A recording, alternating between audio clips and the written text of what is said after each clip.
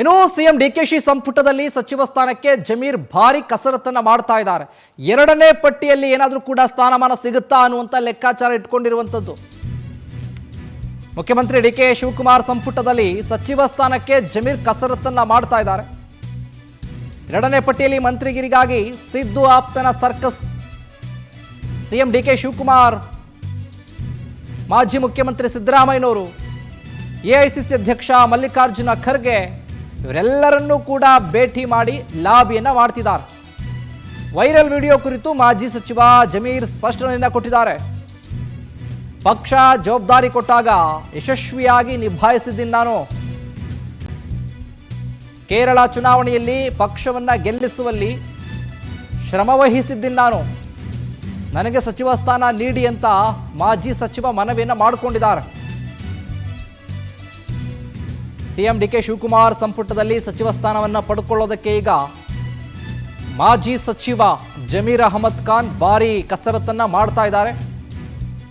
ಮುಖ್ಯಮಂತ್ರಿ ಡಿಕೆ ಶಿವಕುಮಾರ್ ಅವರು, ಸಿದ್ದರಾಮಯ್ಯ ಅವರು, ಎಐಸಿಸಿ ಅಧ್ಯಕ್ಷ ಮಲ್ಲಿಕಾರ್ಜುನ ಖರ್ಗೆ ಅವರು ಹಾಗೆ ಹೈಕಮಾಂಡ್ ನಾಯಕರನ್ನು ಕೂಡ ಭೇಟಿ ಮಾಡಿ ಲಾಬಿಯನ್ನ ಮಾಡ್ತಿದ್ದಾರೆ. ನಾನು ಪಕ್ಷಕ್ಕಾಗಿ ಕೆಲಸ ಮಾಡಿದ್ದೀನಿ, ಪಕ್ಷಕ್ಕಾಗಿ ದುಡಿದಿದ್ದೀನಿ, ಬೇರೆ ರಾಜ್ಯಗಳಲ್ಲೂ ಕೂಡ ಚುನಾವಣೆ ಅಂತ ಬಂದಾಗ ಹೋಗಿ ಪಕ್ಷವನ್ನು ಗೆಲ್ಲಿಸ್ಕೊಂಡು ಬರುವಲ್ಲಿ ಶ್ರಮ ಹಾಕಿದ್ದೀನಿ, ನನಗೆ ಸಚಿವ ಸ್ಥಾನ ಬೇಕೇ ಬೇಕು ಅಂತ ಮನವಿಯನ್ನು ಮಾಡಿಕೊಂಡಿದ್ದಾರೆ. ಏನು ಈಗಾಗಲೇ ಕೂಡ ಉಪಚುನಾವಣೆಯಲ್ಲಿ ದಾವಣಗೆರೆ ದಕ್ಷಿಣ ಕ್ಷೇತ್ರದಲ್ಲಿ ಚುನಾವಣಾ ವಿಚಾರವಾಗಿ ಪಕ್ಷದ್ರೋಹ ಕೆಲಸ ಮಾಡಿದ್ದಾರೆ ಅನ್ನುವಂಥ ಗಂಭೀರ ಆರೋಪ ಇದೆ. ಈ ವಿಚಾರವಾಗಿ ಮೊದಲನೇ ಹಂತದಲ್ಲೇ ಕೂಡ ಸಚಿವ ಸ್ಥಾನ ಕೈ ತಪ್ಪಿತ್ತು. ಎರಡನೇ ಹಂತದಲ್ಲಿ ಪಡ್ಕೊಳ್ಳೋದಕ್ಕೆ ಲಾಬಿ ಮಾಡ್ತಿದ್ದಾರೆ.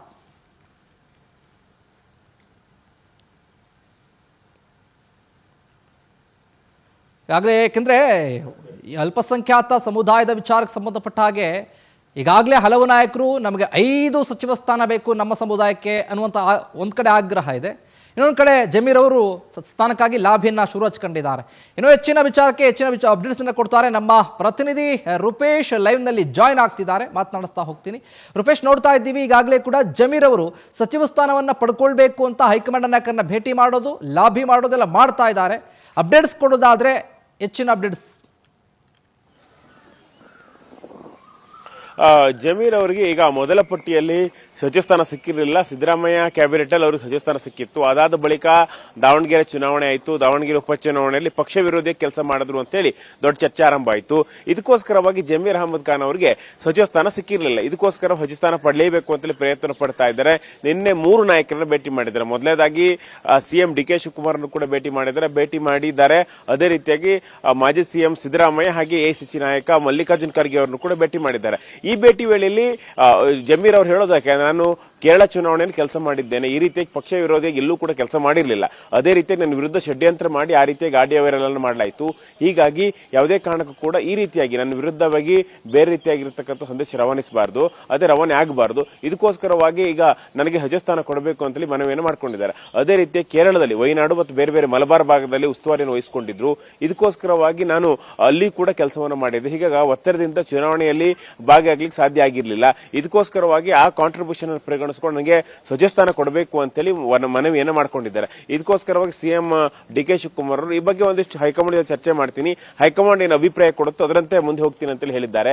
ಇದಕ್ಕೋಸ್ಕರವಾಗಿ ಹೈಕಮಾಂಡ್ ಸಂದೇಶ ಕೊಡುತ್ತೆ, ಜಮೀರ್ ಅವರಿಗೆ ಅವಕಾಶ ಮಾಡ್ಕೊಳ್ಳಿಕ್ಕೆ ಹೈಕಮಾಂಡ್ ಒಪ್ಪುತ್ತೆ ಅನ್ನೋದು ಪ್ರಶ್ನೆ ಆಗಿದೆ. ಯಾಕಂತ ಹೇಳಿದ್ರೆ ಪಕ್ಷ ವಿರೋಧಿ ಕೆಲಸ ಅಂತೇಳಿ ಎಲ್ಲ, ಯಾಕಂದ್ರೆ ಕೇವಲ ಒಂದು ಆಡಿಯೋ ಅಲ್ಲ, ಹಲವಾರು ಆಡಿಯೋಗಳ ಮೂಲಕವಾಗಿ ಹೈಕಮಾಂಡ್ಗೆ ಒಂದಿಷ್ಟು ವರದಿಯನ್ನು ಕೊಡಲಾಗಿದೆ. ಜಮೀರ್ ಅವರು ಪಕ್ಷ ವಿರೋಧಿ ಕೆಲಸ ಮಾಡಿದ್ದಾರೆ, ಎಸ್ಡಿಪಿ ಅಥವಾ ಬಿಜೆಪಿಗೆ ಸಪೋರ್ಟ್ ಮಾಡಿ, ಆದರೆ ಕಾಂಗ್ರೆಸ್ಗೆ ಸಪೋರ್ಟ್ ಮಾಡಬೇಡಿ ಅಂತ ಹೇಳಿ ಸಮರ್ಥ ಶಾಮನೂರ್ ವಿರುದ್ಧನೇ ಕೆಲಸ ಮಾಡಿದ್ರು ಅನ್ನೋದು ಸ್ಪಷ್ಟವಾಗ್ತಾ ಇದೆ. ಇದಕ್ಕೋಸ್ಕರ ಹೈಕಮಾಂಡ್ಗೆ ಒಂದಿಷ್ಟು ವರದಿಗಳು ಹೋಗಿರೋದ್ರಿಂದ ಹೈಕಮಾಂಡ್ ಈಗ ಕೊಡೋದು ಬೇಡ ಅಂತ ಹೇಳ್ತಾ ಇದೆ. ಅದೇ ರೀತಿಯಾಗಿ ಸಿದ್ದರಾಮಯ್ಯನವರು ಹೇಳ್ತಾ ಇದ್ದಾರೆ, ಏನಂತ ಹೇಳಿದ್ರೆ ನಮಗೆ ಒಂದು ನೀವು ನಮ್ಮ ಆಪ್ತ ಆದ್ರೆ ವಿರುದ್ಧನೇ ಕೆಲಸ ಮಾಡಬಹುದು ಅನ್ನೋ ಆಕ್ರೋಶವನ್ನು ಕೂಡ ಹೊರಹಾಕಿದ್ರು. ಇದಕ್ಕೋಸ್ಕರವಾಗಿ ಸಿದ್ದರಾಮಯ್ಯ ಅವರನ್ನ ಮನವೊಲಿಕೆ ಮಾಡುವಂತ ಪ್ರಯತ್ನವನ್ನು ಕೂಡ ಜಮೀರ್ ಮತ್ತೊಮ್ಮೆ ಮಾಡಿದ್ದಾರೆ.